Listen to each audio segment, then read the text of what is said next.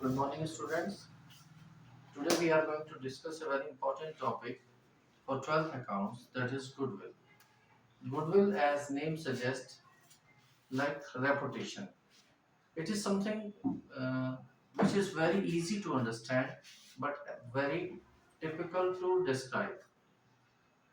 Goodwill is something which put a firm on a platform where firm can earn more and more profits without making much efforts.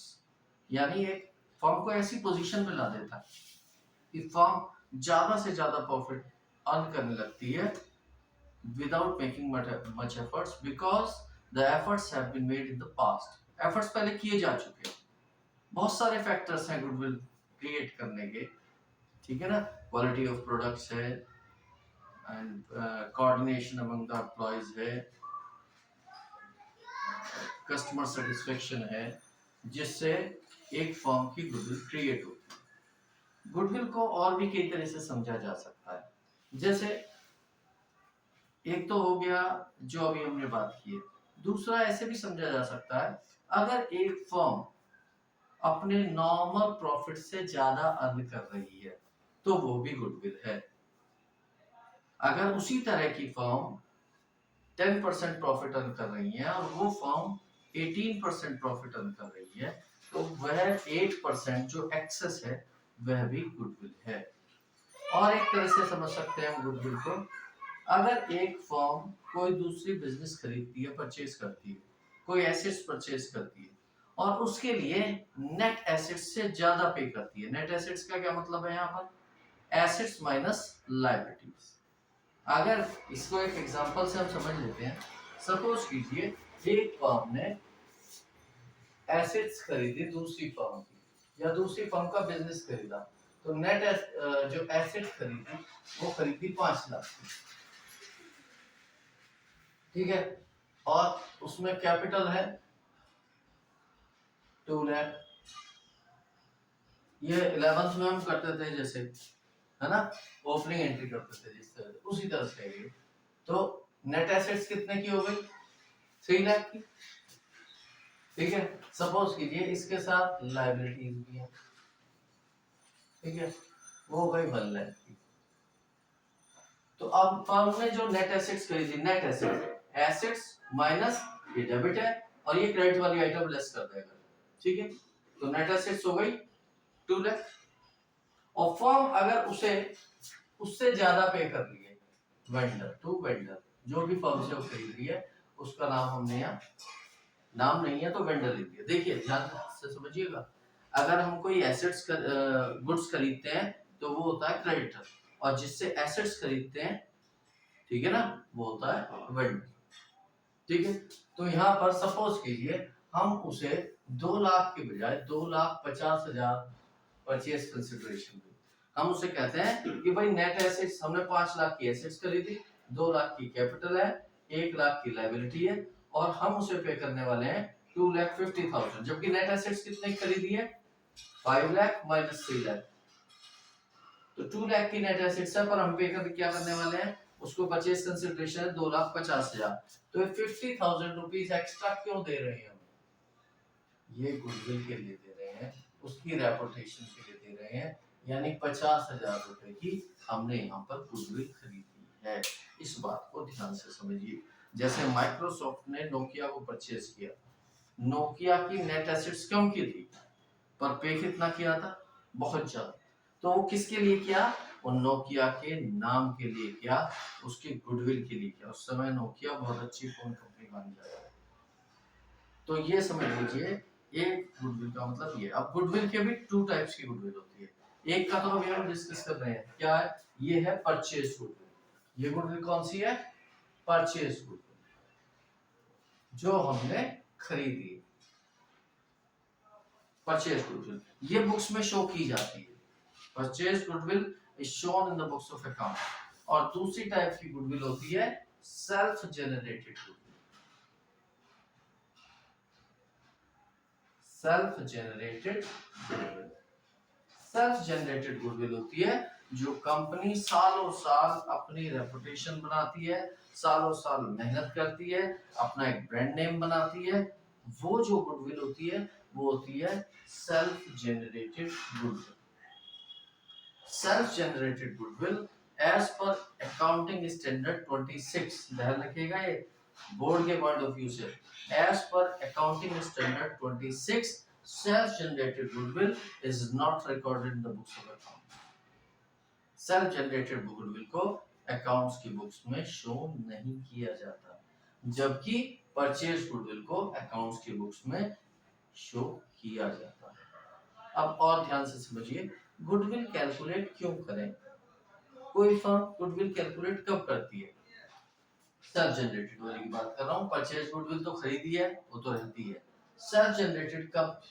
एक partnership firm कब self generated goodwill को calculate करती है? क्यों जरूरत पड़ती है goodwill calculation की? जब भी पार्टनर्स की प्रॉफिट शेयरिंग रेशियो चेंज होगी, whether it is due to admission of partner, whether it is due to retirement of partner, or due to death of partner, or change in the profit sharing ratio of existing, जो अभी partner है वही अपनी profit sharing ratio change कर लें, उस case में भी कुछ पार्टनर्स को क्या होता है? बेनिफिट हो जाता है। ठीक है, सपोज कीजिए दो पार्टनर हैं, half half profit sharing ratio कर रहे हैं, ए बी, उनकी प्रॉफिट शेयरिंग रेशियो क्या है? 1:1, यानी कि कितनी हो गई? हाफ हाफ, है ना? प्रॉफिट शेयरिंग रेशियो कितनी हो गई? 1:1, या प्रॉफिट किस उसमें शेयर करेंगे? Half half. ठीक है, अब एक सी पार्टनर आ गया, इसने 1/4 शेयर ले लिया, ये न्यू पार्टनर है, न्यू पार्टनर इसने 1/4 शेयर ले लिया, तो अब इनको कम मिलेगा ना, और जब इनको कम मिलेगा तो ये क्या करेंगे? किससे कहेंगे? ये इससे कहेंगे भैया हमने तो इस फर्म में काम किया है, बहुत मेहनत की है, इसकी रेपुटेशन बनाई है, कैपिटल तुम ले आए, है ना? कैपिटल तो तुम लाए हो, लेकिन हमने जो गुडविल बनाई उसके बदले हमें क्या मिला? तो उस समय फर्म की गुडविल कैलकुलेट की जाएगी। ठीक है, और फर्म की गुडविल कैलकुलेट करके उसका 1/4 पार्ट, क्योंकि ये 1/4 प्रॉफिट के लिए आ रहा है, उसका 1/4 पार्ट ये इन दोनों पार्टनर्स को, या जो भी इनमें से अपना प्रॉफिट दे रहा है, सैक्रिफाइसिंग पार्टनर को देगा, या दोनों कर रहे हैं तो दोनों को देगा सैक्रिफाइसिंग रेशियो। इस वजह से गुडविल कैलकुलेट की जाती है। जब भी प्रॉफिट शेयरिंग रेशियो चेंज होगी पार्टनर्स की, तो गुडविल वहां पर कैलकुलेट की जाएगी, या तो क्वेश्चन में दी होगी या आपको कैलकुलेट करनी पड़ेगी। अब फर्म की गुडविल कैलकुलेट करने के कई मेथड हैं, जो मेन 3 मेथड्स हैं। ठीक है, सबसे पहले जो मेथड है वो है average profit method. Average profit method firm की गुडविल कैलकुलेट करने, ये बहुत ही इजी मेथड। ठीक है, इसमें क्या करते हैं आप, आपको एवरेज प्रॉफिट दिया होता है, निकालना होता है। ठीक है, और नंबर ऑफ ईयर परचेज से उसकी मल्टीप्लाई कर देते हैं। सपोज कीजिए आपको 5 साल का प्रॉफिट दे रखा है, ठीक है, वो है 20,000। दूसरे साल का आपको दे रखा है 30,000। थर्ड ईयर का आपको दे रखा है, ठीक है, 40,000। फिर फोर्थ ईयर का आपको प्रॉफिट दे दिया, ठीक है। यहाँ लॉस ले लेते हैं हम, लॉस, ठीक है, तो लॉस हो गया आपका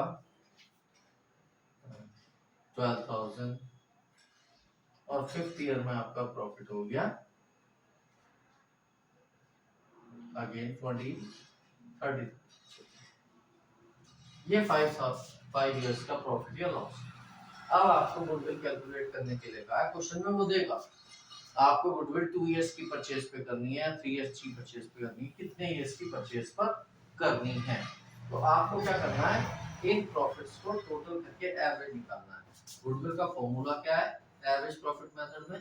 goodwill equals to average profit, ठीक है, average profit into number of year purchase.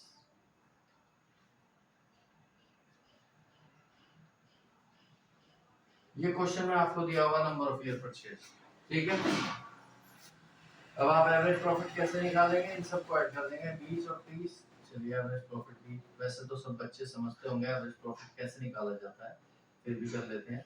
तो 20,000 टोटल प्रॉफिट करेंगे upon 5 number of years, 30,000 plus 40,000 minus 12,000 and plus 30,000 upon 5 total profit upon number of year purchase. कितना हो गया, 20 और 30 50 और 40, ठीक है 90, 90 और 30 एक 20 और एक 20 में से, ठीक है 12,000 गया तो 1,08,000, 1,08,000 अपॉन 5, इसकी मल्टीप्लाई यहाँ से निकाल लेंगे हम, 5 2 10, 5 5, ठीक है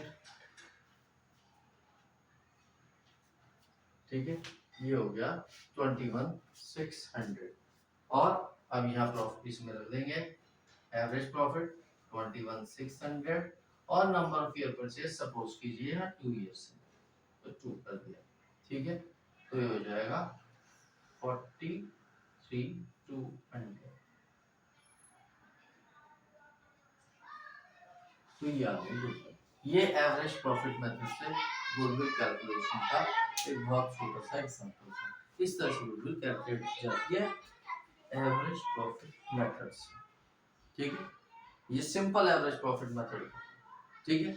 एक और बात ध्यान रखनी है यहाँ पर, अगर यहाँ पर कई बार क्या करेंगे वो प्रॉफिट के साथ कुछ एडजस्टमेंट दे दी जाती है, ठीक है वो कहेंगे 20,000 प्रॉफिट था, लेकिन कब था 20,000, इस ईयर में 20,000 प्रॉफिट था, कब था जब 5,000, ठीक है कोई एबनॉर्मल लॉस दे दिया, जैसे लॉस बाय फायर हुआ, 5,000 का लॉस बाय फायर था और फिर 20,000 प्रॉफिट था।